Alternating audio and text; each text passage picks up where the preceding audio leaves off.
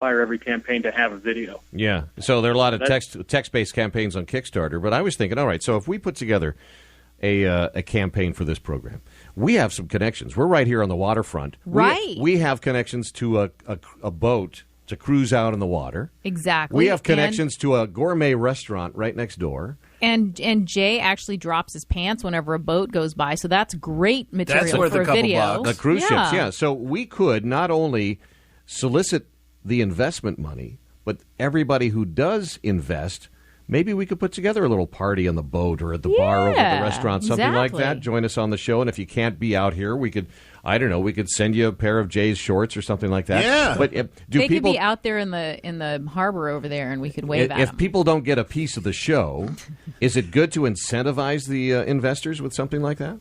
Yeah, and actually what you just described would be beyond anything I would have imagined. I think I'd be willing to throw some money at you if you did something like that. See, Look at that. Our hands just went up. Beyond anything Look at he's executive producer imagined. Mike Stark. He's doing a dance in the Yeah, he's studio right running now. He's still around. drunk from his cruise. Fist So. pumping. All right, yeah. what's in it for you, Robert? What's in it for me? Well, we take a small commission off of the campaigns that people listen. Oh, now I see your little trick. Okay, whatever. Get this guy. a little piece of the pie? All right, so let's say somebody wants to raise $50,000. I don't know if that's an unreasonable amount of money, but it seems like a nice round figure. Do you take a flat rate percentage of whatever is raised, or of the target money that is? Well, what we do, we have two different types of campaigns: all or nothing and flexible campaigns. If someone does an all or nothing campaign, they set a goal, and either they hit that goal or they don't. And if they fail to meet their goal, then they don't get any money, and we don't see any. So if I want $50,000 and I get 45, then I don't get anything. Exactly. And all those people get their money back? Yeah. We actually don't charge anyone's accounts until we know if the campaign is successful. Oh. All right, so you've got the all or nothing. What's the other type? The flexible campaign is, again, you still set a target. It's always good to have a goal on these things, but you set a goal, and if you hit it or not, you still get your money. And the difference between the two is there's an 8% commission on the flexible campaigns, whereas the all or nothing campaigns is just a 5% commission. Oh, all right. So it almost makes sense to do the all or nothing. I kind of like the all or nothing I because do then you're too. like, here, you know what? I'll give these guys $100 because God knows they're going to make $50,000. Or maybe Right, you shoot low for like 10 or 15, and you come out ahead, hopefully. But you know, if you're going to throw $100 in, that they're going to have 50,000 before they get your money, and you know that it's going to be the lump that they need to actually do something with it. Right. Well, it's going to be interesting to see if podcast listeners give a hoot, right? Right. I mean, you don't know. There's no way for you to focus group test this, is there? Yeah, the interesting thing about this is that it's a very targeted niche, and there are podcasts that are very successful and have very loyal audiences. And then on the other hand, you've got new podcasts that don't have a huge audience or a huge following, if any following, really to build off of. So, and you're absolutely right. It's difficult to determine what the success rate will be, and what we're hoping for is that, and then some of the campaigns that we've seen already have some pretty significant audiences, but it'll be interesting to see exactly how well these campaigns do as we go live on Monday. All right, Robert, are there any restrictions to how you use the money once you get it? No, as long as it's tied back to, and this is one of the things with crowdfunding. Obviously, there's always going to be risks, and we try to vet any campaign that comes in and make sure that it's on the level and someone's really going to follow through and do what they say they're going to do. But really, there's no restrictions other than it has to tie back to your podcast or your video or internet radio station in some way. Yeah, I think, and this may be true with a lot of podcasts, because people who are well known, like Jennifer Bjorklund, for instance, a lot of people know who she is. But I would say a majority of those people You stole my joke. follow her career path and know that she's on this podcast, but haven't quite figured out how to listen to a podcast. Right. I think the majority of people are like that. And so with that being said, we probably have a huge audience, but a percentage of them don't even listen to us. And so A huge audience that doesn't listen to us. yes, and so that's a conundrum for podcasters. I think it is probably not all that unusual that as large as anybody's audience is in terms of their listening audience, there's a great untapped technically challenged audience out there. And that so if we did the Podfunding thing, I wonder if there is that kind of a technical challenge standing in the way of success.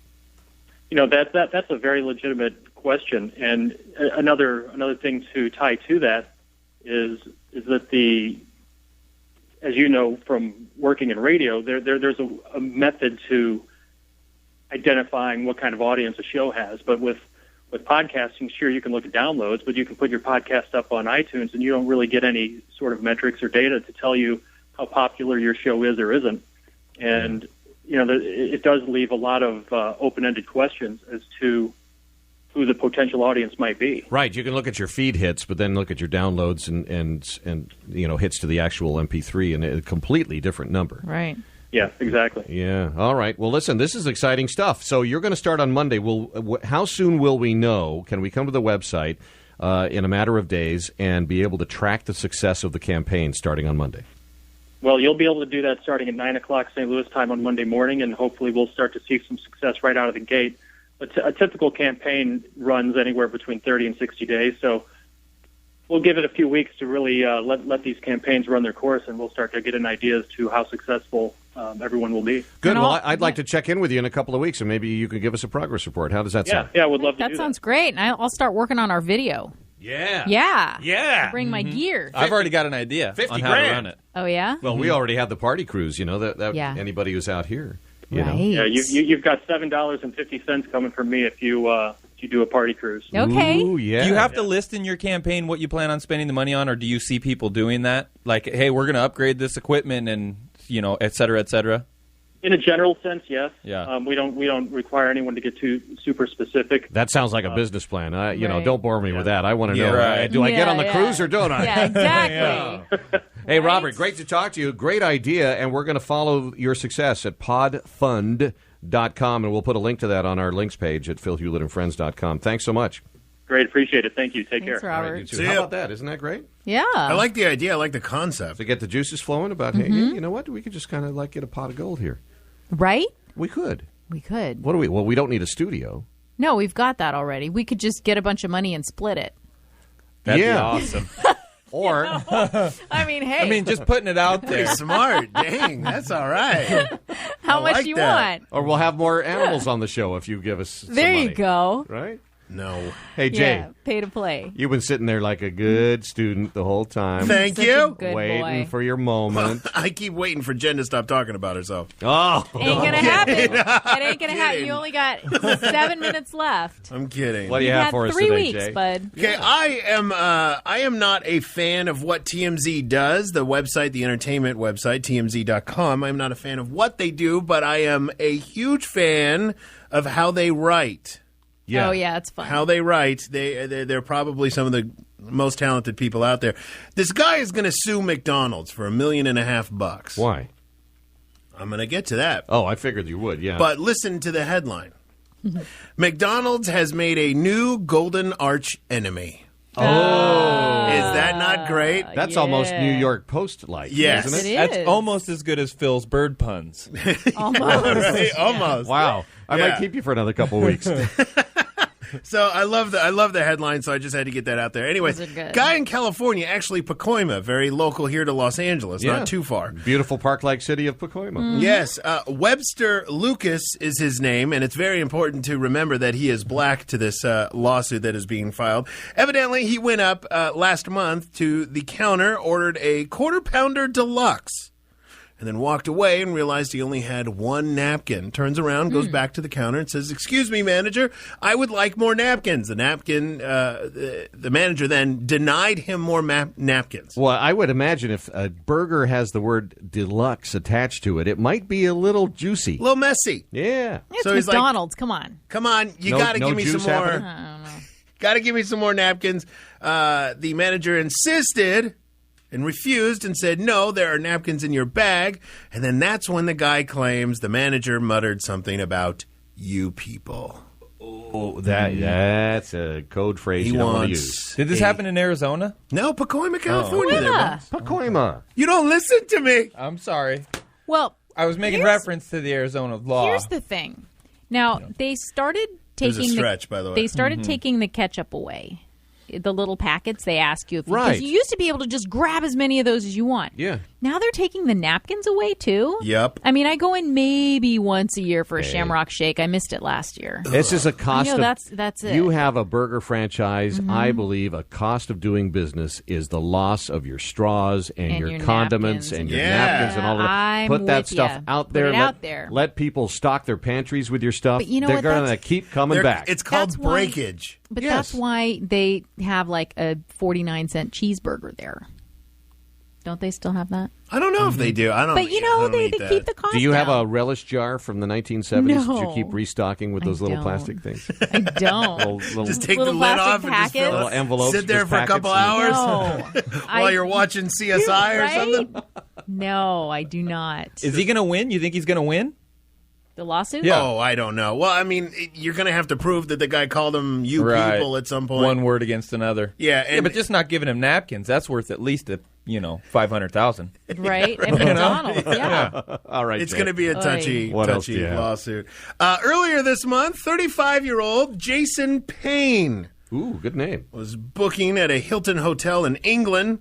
The website asks, when you book on all of these hotels, they ask for any accommodations, anything else that is not on our checklist, and you can go ahead and type in whatever you'd like. Well, this gentleman thought it would be appropriate to type in the comment section, "There's a large snake in my trousers. Hope that's okay." When he got to the hotel, the woman behind the reception desk checking him in saw the request, started cracking up. She turned and showed a coworker who started laughing as well. A few days later, Jason got an email from the manager telling him, quote, "We are not willing to accept that our team members are ever put in an uncomfortable situation due to an adverse language or guest uses, even on the booking form." And then Jason was then informed that he was banned for life from the Wow. Hilton Hotel in England. Wow. Because of the trouser snake comment. Trouser snake. Hope that's okay. I hope that's okay. I kind of like the idea. I mean, it's very funny, but this guy, what a jerko. I mean, you can't go around and do that. Well, if they ask if you have comments, I mean, you can make a joke, can't you? Yeah, that's I can imagine people have made more untoward requests. In that I'm little sure. box. Well, yeah. Yeah. Well, Some I mean, needs batteries. What would you rather have? That or he checks into the hotel as Abraham Lincoln?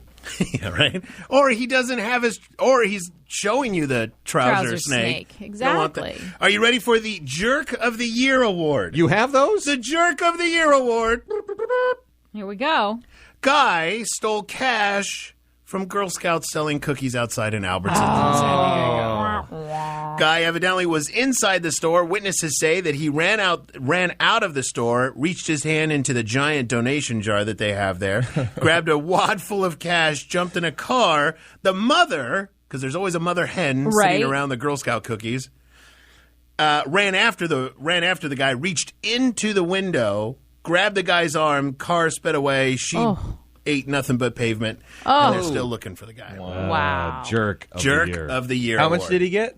About $50. $50. Wow, that's a lot All right. of Thin Mints. Yeah, for your soul. That's Chris? like almost 3 Right. boxes. At the cost of your soul. Last Those chance, cookies are expensive. Little Mermaid. Chris, last chance here. Can you do a Sebastian, the talking crab? I got this one. I got. He was supposed to have had a British accent, but they later changed it to a Caribbean one.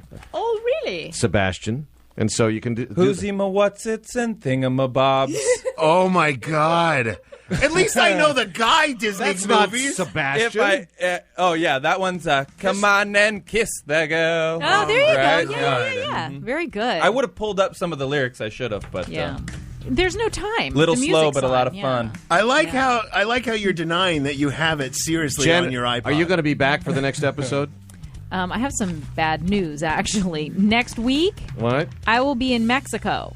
again? Yes, again. Where they don't have Oh my Skype? God! You well, are such a I'm drunk. going to make a special trip to that little sad room that they have in every resort where there's internet connectivity, and I will join you next week from wow. afar. But yes, I will be on a trip with my friend. Okay, how hammered will she be, boys? So it should be hammered. fun. Smash. Yeah, On behalf of Jen, who's here some of the time, and mostly and not. Jay and Chris, and our executive producer Mike Stark, and our music composer and performer Russ Monson, Until next week, so long from San Pedro, California, or for those of you in Mexico, San Pedro. San Pedro. Thanks for listening to Phil Hulett and Friends.